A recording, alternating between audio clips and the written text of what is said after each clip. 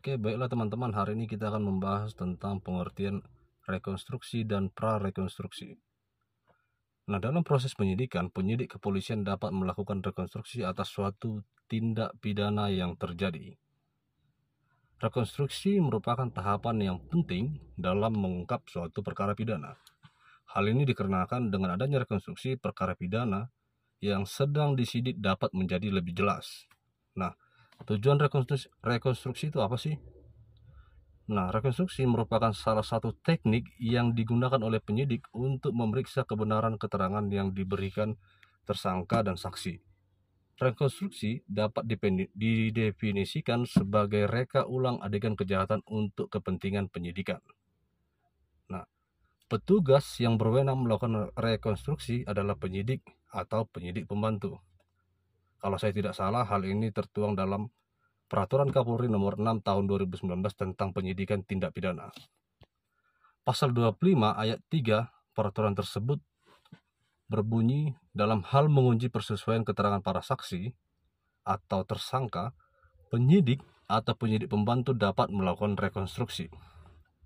Adapun tujuan rekonstruksi adalah untuk lebih meyakinkan penyidik tentang kebenaran tersangka atau saksi dengan cara memberikan gambaran tentang terjadinya tindak pidana dengan memperagakan kembali cara tersangka melakukannya.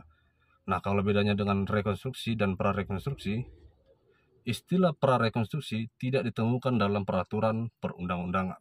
Meskipun begitu, polisi menyebut rekonstruksi dan prarekonstruksi sebagai hal yang berbeda. Sesuai dengan kata pra yang digunakan, prarekonstruksi digelar sebelum rekonstruksi dilakukan. Dalam prarekonstruksi, penyidik hanya menghadirkan pemeran pengganti dan bukan tersangka, serta saksi yang sebenarnya. Sejumlah tim yang terlibat juga akan hadir saat prarekonstruksi, seperti INAPIS atau Indonesia Automatic Finger Identification, dan LAPFOR atau Laboratorium Forensik. Hal ini berbeda dengan rekonstruksi yang menghadirkan seluruh tersangka dan saksi yang terlibat. Selain itu, perbedaan rekonstruksi dan prarekonstruksi juga terlihat dari lokasi yang dilakukannya dua kegiatan tersebut. Nah, kalau prarekonstruksi dilakukan di lokasi yang berbeda dengan tempat kejadian perkara atau TKP. Sedangkan prarekonstruksi dilakukan penyidik di tempat pemeriksaan dengan membuat asumsi TKP. Sementara itu, pelaksanaan rekonstruksi sebisa mungkin dilakukan di tempat kejadian perkara.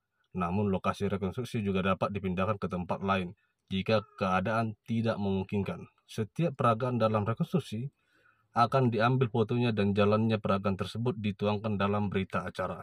Hasil rekaan dianalisa lebih lanjut, terutama pada bagian-bagian yang sama dan berbeda dengan istilah berita, terutama pada bagian-bagian yang sama dan berbeda dengan isi berita acara pemeriksaan BAP.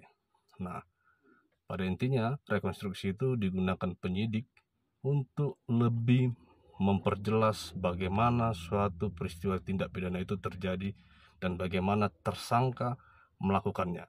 Nah, demikian penjelasan singkat saya terhadap rekonstruksi dan prarekonstruksi.